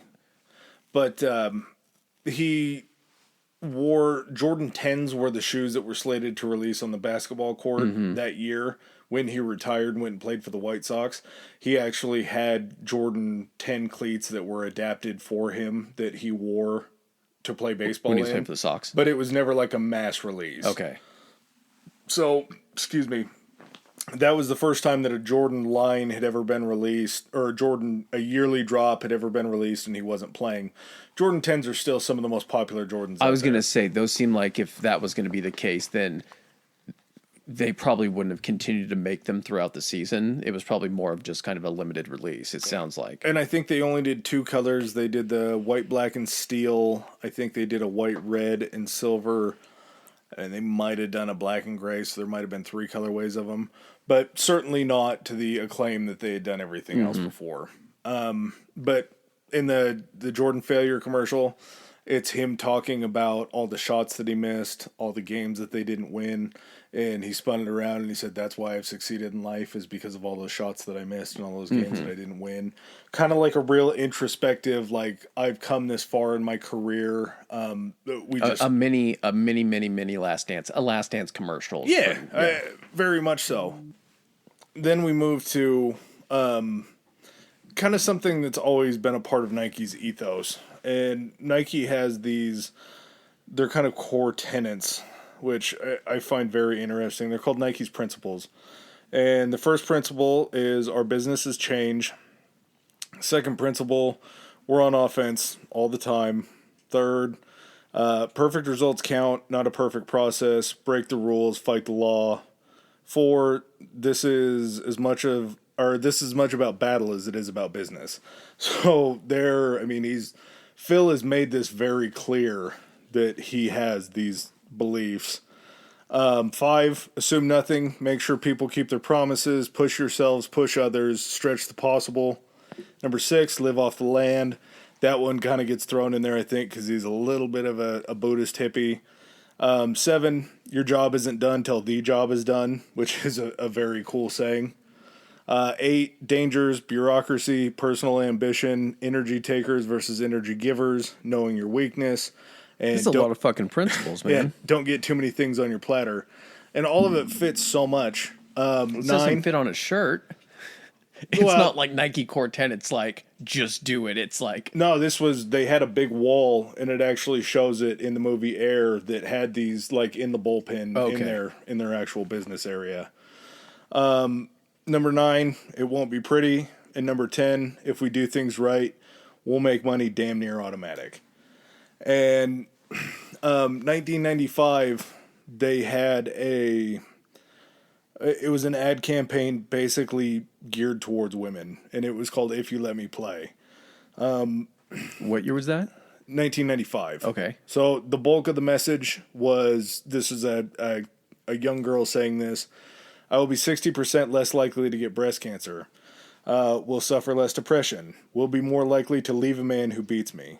Will likely be less likely to get pregnant. Wait. Will be less likely to leave a man that beats me? No, will be more likely to leave a man who beats me, less likely to get pregnant. Okay, you swapped those for a second. Like, the ad wasn't for me. More likely to get pregnant and less likely to be like, don't wear these fucking shoes. I will learn what it means to be strong if you let me play sports. If you let me play sports. And it was like them sort of reaching out. I'm not going to go through what it means for girls to play sports. I would believe a lot of this because I think it goes hand in hand. You know, the breast cancer thing, not something that dudes deal with. I believe that having sports or something like that in your life will lead to less depression. Oh, yeah, 100%, dude. I would go fucking nuts if I didn't work out or wasn't at all active or anything. Same thing, will be more likely to leave a man who beats me. Like, you have more self-confidence. You feel more self-worth being out there playing. Less likely to get pregnant, I would assume, just because you're literally doing something else besides fucking, which I guess that counts. And you'll learn what it means to be strong, because that's like a core tenet in athletics, is learning that inner strength, learning how to just basically... And that's not gender specific. No. That's just, but you learn teamwork, you learn about your own abilities, you learn to push past your barriers. But you're reaching a new market in women that have kind of been left behind in the ad space for athletics. Yeah, definitely. Which is just a huge move to bring in... It's 50% of the market, man. Like a marginalized community. Fast forward back to something fun. 1999, I believe anybody that saw this would attribute, or anybody that sees anybody do this would attribute this to this commercial. The Tiger Woods ball juggle. I was going to say, I was waiting to... The whole thing with, like, when you really think about it, Nike and Tiger, I mean, he was their new Michael Jordan. Yeah, he really was. Yep, he was so fucking popular. An obscure sport. Yep, and brought golf into the mainstream and introduced and got a whole entire... Like, I would wonder how many people in our generation would golf if it wasn't for Tiger Woods. Probably less. Yeah, and the simple fact that not only were they like, hey, Tiger, you know, we're going to design all of this apparel for you and all this kind of shit, Nike started making fucking golf clubs. Which were decent golf clubs. They were decent. I mean, they don't exist anymore just because essentially they got so many fucking irons in the fire that to keep up with companies whose sole goal it is design the best golf clubs, tailor-made, Titleist places, things like that. It just doesn't make a lot of sense because that market is already so flooded with other of these top-tier manufacturers.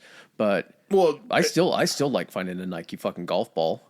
And they still, I mean, they produce everything else Nike Golf besides balls and clubs, which makes total sense, because if you're going to sell one set of irons for $500 one time to somebody for 10 years, but if you sell them 25 gloves, a hat, a polo... The shirts are $45 to $50 each. Yeah. You're going to make it up just by 2 years and selling people golf apparel. Your swoosh is still, and even the Jumpman now is still on, you know, everything that they make for golf. So your advertising is still out there. You still have sponsored athletes.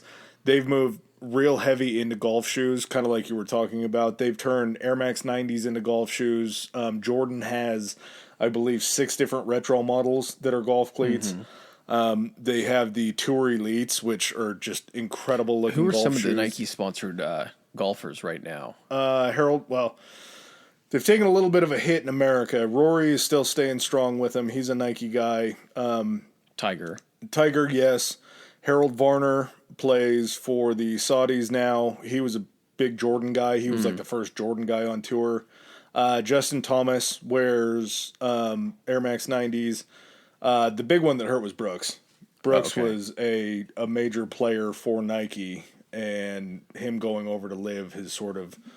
kind of put a little bit of... But still, what I'm kind of getting at here is it's not just Tiger. I mean, out of essentially all these like top-tier worldwide golfers, they have a piece in everything. Yeah. Was it Jeter? Was Jeter their sponsored... He was a Jordan athlete. He was the golden boy for baseball for them, right? Yeah. And he had his own line as well. Who was Griffey with? Griffey was Nike. Okay. Griffey was Nike. Talking about Jeter, he was almost more of like the first Jordan athlete in baseball. That's right. I remember the jump man on his wristbands and everything, along with his number, like on the other one. That's right. Yeah, and then as he retired, they did the respect campaign with the S and the 2 being swapped.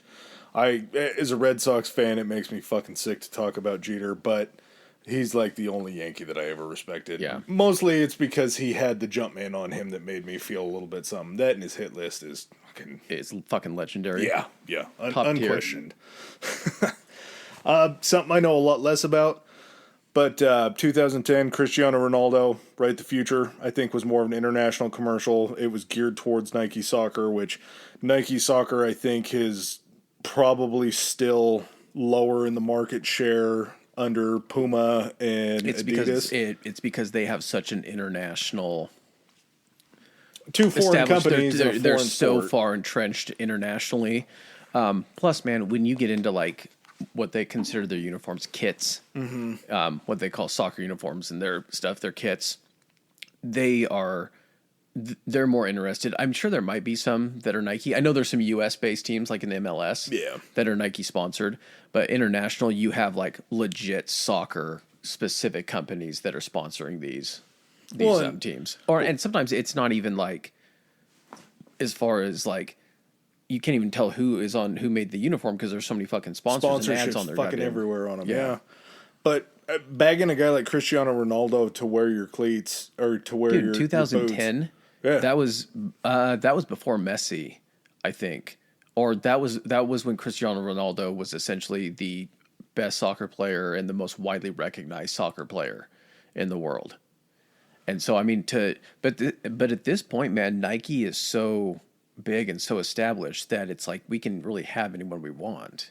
Oh, well, and that was the brilliance of it, was they knew that they couldn't really get a foothold with like sponsorships and kits for actual clubs. But if you can get a guy that's at the peak of that sport, you're making waves in that sport without having a swoosh on a jersey. Well, and now if you really look at it too, this is really one of the big shots internationally. Everyone else is kind of like is essentially domestic to the United States. Like they're now branching out for like international sponsors, and I'm sure they had those before. And it's not like Tiger's not taking the swoosh across the pond with him, every time he goes to golf. It's not like these tennis players aren't, going to every country where people are seeing it, but to have essentially an international superstar where people from all these other countries, not only because they love him in Portugal where he's from, but he's also playing over in Europe in the Premier League. So you're getting all of these eyes. Hey, he's a foreign superstar. Yeah. He's not American born, American bred. And they do that a lot now. Luka and Giannis are arguably top 5 players both right now. Roger Federer, Rafael Nadal. Yeah. Yeah, they aim big and they steal these international stars. And as far as basketball goes, I mean, if you're an import coming into America, Nike's probably going to be your first thought because you've seen these worldwide ads. The one that we forgot to mention earlier, the one that you pointed out, maybe my favorite commercial of all time, the 2001 Freestyle Nike commercial with Jason Williams and all the other players where they're bouncing the basketballs. And you hear it to the beat that dun, dun, dun, dun, dun, dun, dun, dun. And it's all just basketballs being bounced back and forth. I'm going to have to look this one up. I don't remember this one. There's no music or anything. It's just like that. Sorry, Dad. It's an iconic commercial. Like, I'm sure I would recognize it as soon as I'm going through all the commercials, like the Jordan commercials, like off the rafters but that wasn't a Nike commercial. That was something. Was that McDonald's or some shit? I believe that was McDonald's maybe, but like the Jordan commercials where he jumps from the free throw line. Yeah. And it's the iconic pose. It's the silhouette. It's everything that Nike ran with that commercial. And if you haven't looked it up or you haven't heard of it, I'm sure once you see it, you'll remember it. Just Google 2001 Nike freestyle commercial and it's fucking fantastic. Kind of to go along with those core tenets and sort of along with the let me play thing, Phil Knight's never been somebody to shy away from progress and to what some people would deem controversial topics. Yeah. Divisive stuff. Yeah. Granted, it's one thing where when you have so fucking much money and influence, you can pretty much say whatever you want. But 2018, after the Kaepernick drama of the kneeling for the anthem, all that shit happened. Nike threw the Dream Crazy sponsorship on Kaepernick without him being an NFL player. He wasn't a previous Nike athlete. He was before, but they hadn't run a campaign for him. Okay. They got behind him. Again, this is another, like you say, just he brought himself right into controversy. And you can say what you want about Kaepernick. Everybody has their own opinion on him. Opinions are like assholes. Some of them stink. But Kaepernick was something that in the really belief in society, they're like, oh, this is going to kill Nike. Nike is absolutely going to lose so much money. It's the thing where you see the fucking videos of like people like burning a Nike shirt, and it's like they got your money. You didn't like get that for free, and now you're like sticking it to them. Like you paid for that, and now you're fucking burning it. So like, who's winning here? Yeah, do you protest other companies by pulling the money you would have spent out of your wallet at that store and then burning it? Like, no, I was going to spend this here, but watch me light it on fire. Yeah. Fuck you. But it didn't. Nike's money grew. The sponsorship ad was a crazy hit, and I would like to think that maybe some people that had negative feelings about Kaepernick, I mean, I'm not all the way sold on him. I think that he was a good dude that sort of got caught up in some stuff. Crazy ideas and didn't really understand, like, they wanted... again, just another weird side tangent for him. But he was wearing I believe it was like a Castro meeting Malcolm X shirt or something like that. And Castro, again, for all intents and purposes in this country, has been taught as an evil man. Yeah. He didn't do the worst things for Cuba. He actually, I think that in America, we kind of look at Castro through the lens of the Cold War and anger. Whereas I think Cuba sort of,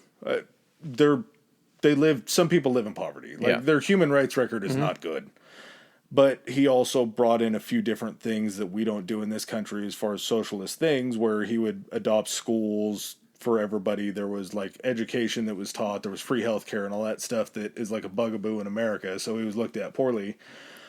But those are the things that Kaepernick would talk about defending while not bringing up the human rights record. So he got his messaging a little bit wrong, I think. But all in all, I mean, I would never kneel for the anthem, but I don't think that Kaepernick is that bad of a dude. But neither did Nike. And Nike bet their money on his ad campaign bringing in the dollars, and it really did. Well, here's the thing, man. From a worldwide perspective, okay, so let's say even in our country, 50% of people, like almost fucking everything, 50% of people, 50% of people, it's a divisive topic, okay? 50% are like, it's fine. I don't understand what Kaepernick is going through. I've never been persecuted like that. I've never been essentially discriminated against because of my skin color. So I can't state hated. Yeah, so I can't speak to what that is. But for anybody that does feel like that, I can understand why they would want to go ahead and stand behind him. And that I'm not going to get in the way or go against somebody that I don't understand that their plight or their circumstance and everything like that. If anything, if they feel that strongly about it, then chances are there's something to it, and I'll be supportive of it. So you say 50% of people in the United States like Nike for this, 50 don't. Worldwide, though, when everyone is looking inward, there's none of that xenophobia toward loyalty to the United States. So they're looking at this and they're like, this guy's trying to essentially peacefully protest against discrimination and against these things.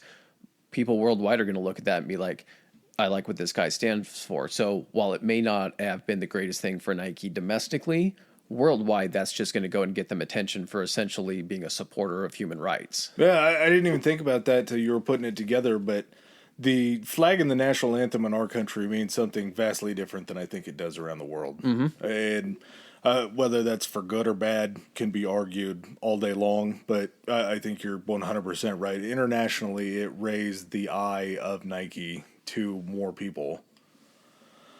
But yeah, just I mean, their ads that they put out, sports fan or not, I'm sure that you've seen them. I'm sure, again, there's the cross promotion and branding of a Jordan being a McDonald's sponsor. He's always still wearing his Jordan branded apparel. He's still wearing Nike stuff in these ads. Anybody else? Because he's making money off that. Yeah, exactly. He's like, when you buy McDonald's, also buy McDonald's on the way to go buy some of this shit. He's cashing 2 paychecks every single time he does anything like that. We got your wardrobe for you, Mr. Jordan. No need. Don't worry what I got on. Yeah, I got it. Don't worry. Yeah. You guys can save money on my wardrobe guy. Unless you guys are buying some new Jordan shit that I approve of. I'll tell you what I need. I need all this Jordan stuff. Just today, these numbers just fucking blow me away. Nike's market cap is $179 billion. For essentially what would be, when you boil it down, a shoe wear and apparel company. Yeah, and they branched out into apparel. They do incredible stuff. One of my favorite wardrobe staples is those Nike yoga pants. They're fucking fantastic. Enough that I bought Nike yoga shorts. Not a big yogi fan, but they're so comfortable that I had to have some shorts for the summertime too. What's is it just the material, or is there a weird fit to the yoga shorts? Are they like pirate? Do they have ties at the bottom so you can like no. parachute pants this? Those are my fancy. Those are my harem pants. Okay. But yeah, they're just very soft material that's super duper stretchy. They breathe really well. Just rub your dick right on the outside of the pants. Yeah. Okay. Yeah. You're not allowed to wear these yoga pants to the strip club. Probably not. Probably not. No. They employ 79,000 employees. Almost 80,000 employees. Yeah, and granted that is worldwide, but that's a massive company. So to go on 179 billion market cap. They're making $46.7 billion in revenue they made in 2022. That's more than fucking GDPs of some countries. Yeah. Like this is just one company. So I would guess several countries. It would shock you probably the amount of countries that's more than. I apologize if this comes off as like an hour and a half long dick sucking of Nike and Phil Knight. I will full on hand to Allah, raise it and say you're right. Nike's gone through their controversy too. Late 90s, early 2000s, they were looked at in a poor light as some of the factories in Vietnam and China were being looked at as far as subpar for standards. Yeah, sweatshops. And I'm not trying to justify it because I don't think this is wrong. A secret. It's not a secret. It's not, but it's also one of those things. I'm not dismissing it. I'm just saying. All companies pretty much do it to this point. Yes. And this is something, being a shoe guy, don't like the term sneakerhead. Shoe guy works just fine. I was thinking about this the other day, not even shitting you. So, like, there's a lot of stuff now being made in America. I was just thinking about the whole thing. People are, like, so against China. And I'm not, like, super pro-China or anything like that. But what I'm saying is that, like, it seems You're doing the same dance I had to do with Castro a couple seconds ago. What I'm saying, though, is it's so easy for people to just, like, come out and say, like, we should stop doing business with China.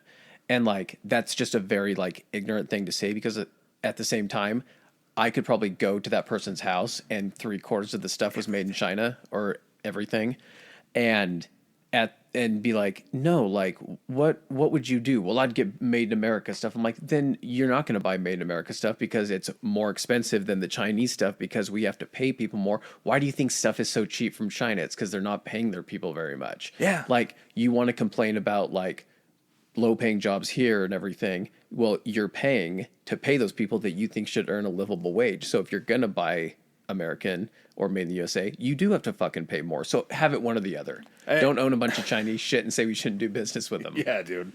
And this sticks in my craw as a shoe guy more than fucking anything that anybody can say is when somebody finds out that I have a shoe collection, they go, "Oh, so they're just Nikes, so like it's Chinese." I'm like, "Yep," because I know where this conversation goes every time. They go, "I'm more of a New Balance person just because they make their shoes in America." I'm here to dispel this bullshit that New Balance has put out as a campaign.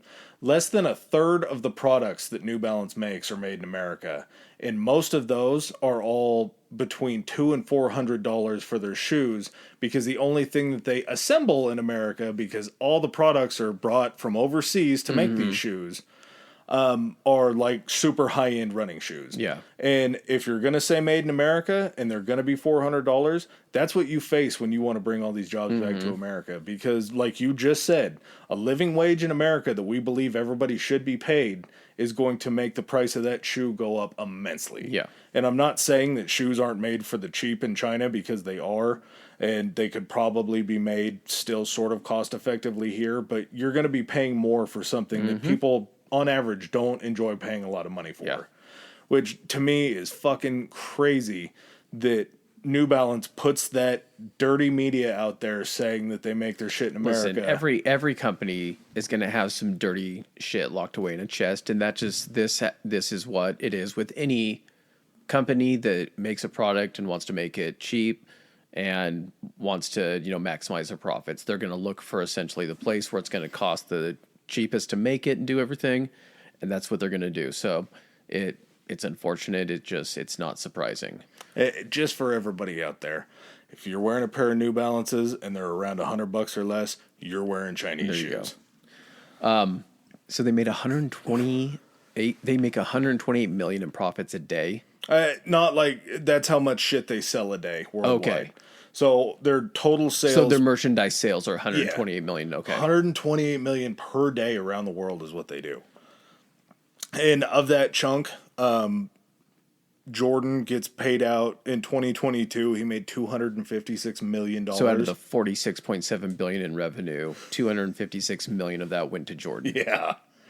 And that's just in 1 year. And that's just strictly from his line. So that's how much money he's making off of his line alone. He's like, I'm going to build another golf course. Stuff. Yeah. I'm just going to build another one. Yeah. Have you seen the mock-ups for the one that he's designing?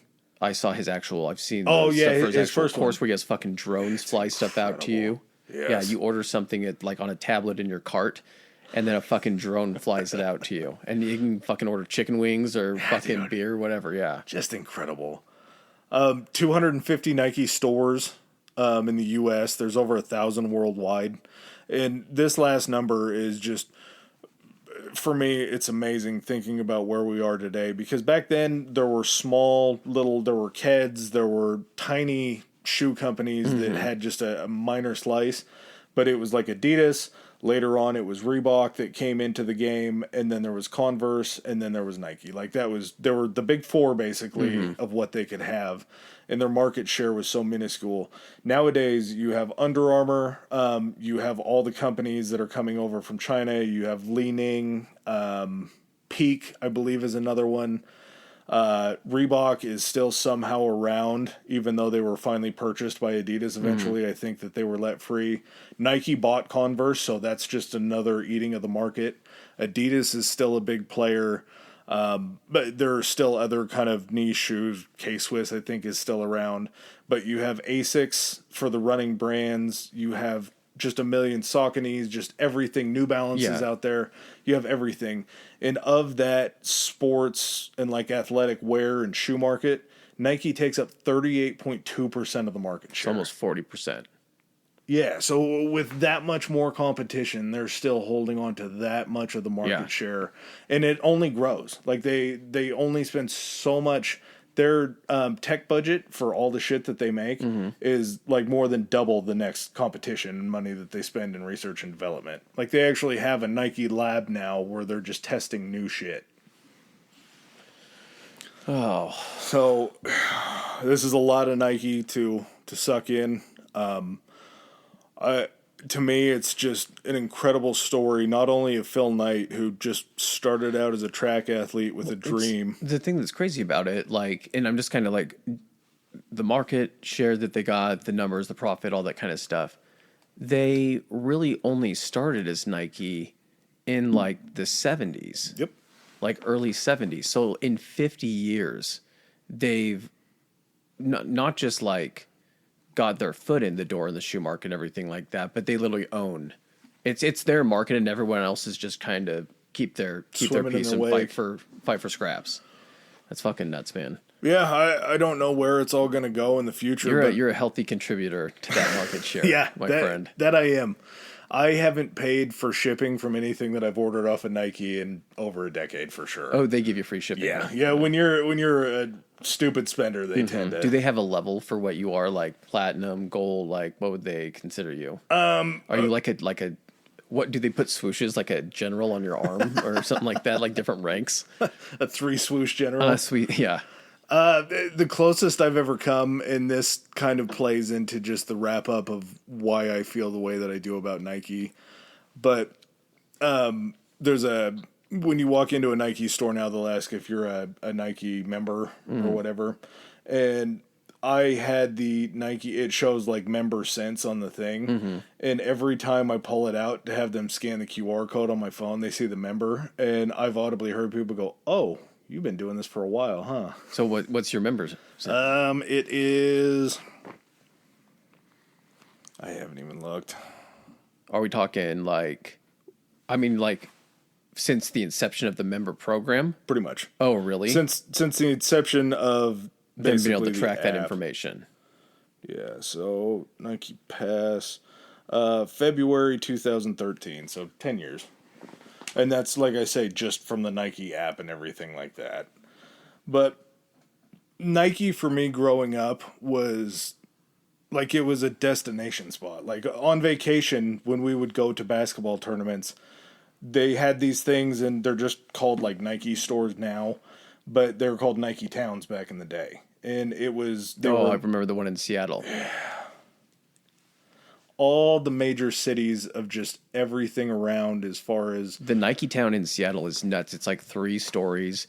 And the thing that's crazy about it is it's not like jam-packed with stuff. It's not like some like Nike warehouse like you would think.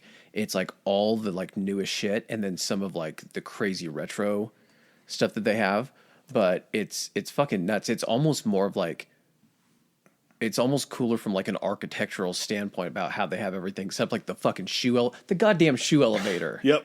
Yeah, they have their stock, their back room is below, and they have clear chutes where whatever level you're on, they will press the button in for the shoe, the radio down. The people that are working in the basement will then put the shoes... This is like goddamn Hogwarts for you, man. This is like all of the goddamn house elves in the kitchen that are making the food that send it up to the Great Hall. I just imagine a bunch of little fucking just elves down there around on scooters being like, he needs a size 13! It's just such an ode to what Nike is. It's opulence for Nike, because there's... the one in Portland has all of the Jordan retro line, all white, and big display cases up on the second level that you can actually walk around and like see the transitions, see what they were based on, see that the Jordan 14s were inspired by the Lamborghini. Like, do you feel usually, and I'll try to make this a little quick, usually fancy shoes like really nice dress shoes used to be like the status symbol, like how nice your shoes were, how shiny they were, like what were they made of? Is that gator skin? Now it's, I think Nike, I will say confidently that Nike is essentially the juncture in which all of a sudden that status changed to your fucking like your tennis shoes and the style of shoes and how clean your fucking shoes were. And everything, and to now turn this into, instead of like, look at a fucking award show, man, like where a lot of people would be dressing up in like, tuxedos. They're pairing their fucking tuxedos and everything, like with Forces and with Jordans and everything. Oh, yeah. Jordan 1 to this day, I still believe is one of the classiest looking, just like regular shoes. Yeah. And for me, it's just so much about what I like, as opposed to like there's people, and this is where my issue with sneakerhead comes in. Is those tend to be people that will buy for like what the market dictates and what it says. But for me, it's just always been about the shit that I like. Have I resold stuff? Yes. Have I resold stuff for stupid amounts of money? Yes. Have I bought stuff for stupid amounts of money resale? Fuck yeah. A ton. but it's only shit that I like. I'm not buying something to look at it immediately and think, okay, I can flip that. Like, I buy it so I can sit around and look at it. I'll be in the Shoedio Stone some nights just looking through shoes and remembering. Do you ever just look at the shoes and be like, at least it's not cocaine? Yeah, I mean, if it was cocaine, it'd sure be a shitload richer. I know that. But it's the memories that are tied to it. Just quickly, back in the day, when you would have a release day, the malls would open at like 5 o'clock in the morning. Mm-hmm. You would make your way in. There would be a line outside the Foot Locker, Champs, Foot Action, Finish Line, what have you, whatever store is in there, whoever was getting the drop in the release. And you would go stand in line in front of these stores, and there would be other people that would be coming for the release too. You would talk. You would be in a different city, for Christ's sake, so that you wouldn't even know these people. But you had this same goal and this love in common. You would figure out, there's 2 size runs back there. So 2 size runs, 8 through 14, 8 through 15. It's like these little versions of like Comic-Cons for people who are into like... Yeah. And here's the thing, too. You're a shoe nerd. There's nerds, but nerd is just essentially what you're obsessed with. People that are obsessed with sports and all that kind of shit, they're just sports nerds. Stats and all that kind of stuff. You're keeping track of numbers. You have like, there's this weird community. That's built around these loves and everything, where it's just like, that's the most prominent thing, and you can feel comfortable and you can feel like you belong and like these are your people. Like, it doesn't matter what it is, but that's like, to have it be about like shoes. That's something crazy if you really think about it. It's shoes. It's something that everybody wears, but then you have this level of people that are just like, no, man, it's not just fucking shoes. It's shoes, man. Yeah, and I mean, communities that just have found each other through this general love of what they have. I can remember being fucking 17 years old, like too young to buy a hotel in a different city. But if we weren't getting a release and I knew that there was a city that was close to getting that release, we would get done working at Foot Locker, close the store sometimes at 10. 3 of us would pile into a car. We would drive to that next city that we know got the release, because we would have spent most of that day calling around to the other stores to see who got them. And then we would stand in line. We'd get our shoes. Everybody would be in awe. We'd load up the car. We'd drive 4 hours back home. And worth it every time. It was always worth it. There was never just a bad time and a bad experience. And nowadays it's much different. Nowadays it's kids the are Wild online. Fucking West online, and and the releases, I don't even know how they work anymore, because I just don't want to deal with them, because people are assholes now. People are fighting in line. If somebody buys the shoe size that you want in front of them, somebody else will buy the next shoe size down to resell it despite the person behind them. Like, it's not the same community that it used to be. Yeah. And maybe that's just a weird old man take about shoes, but it's different from when I was growing up. I think it's like that for everything, man. All right. I'm so glad you got to do this one. Yeah, I hope that I did it justice. I mean, this is... Oh, I think you did. It's a fantastic company and a fantastic story. All right. You got anything to close out with? Or what? Here's the deal. What is your favorite pair of Nikes? Favorite pair of Nikes is probably still the Air Max 90. Just because it's so classic. It was made in 1990. It was top of the line, everything that they had going for them, but it's just such a beautiful silhouette with the curves on it, with the airbag in the back, the 2 swooshes inside and out. I mean, it's just, and it's so versatile. You can wear it with anything. There's a good deal of these boxes in here have 90s in them. I'll close it on this. If anyone from Nike is listening, we are definitely open to some type of sponsorship. We would love to sing your praises even more than this. Please definitely listen to the socials and hit us up on this. Yeah, this is your first free ad. If you like this, we got more in the chamber. There you go. All right, guys. Thanks for joining us again. Later. Peace. All right, ladies and gentlemen, thanks for joining us for another episode. If you like what you heard, hit that subscribe and like button. Follow us. If you didn't like what you heard, still hit that anyway, because we'll probably cover something in the future that you do like. Please follow us on our social media. Adam, hit him with it. Our Instagram is Historically High Pod, Historically High POD, and we are on Twitter at Historically High. That's Historically HI. All right. And if you guys want to send in any feedback, suggestions, hit us up on those two, or you can even do it on Gmail. It's historicallyhighpodcast@gmail.com. Thanks again. Peace.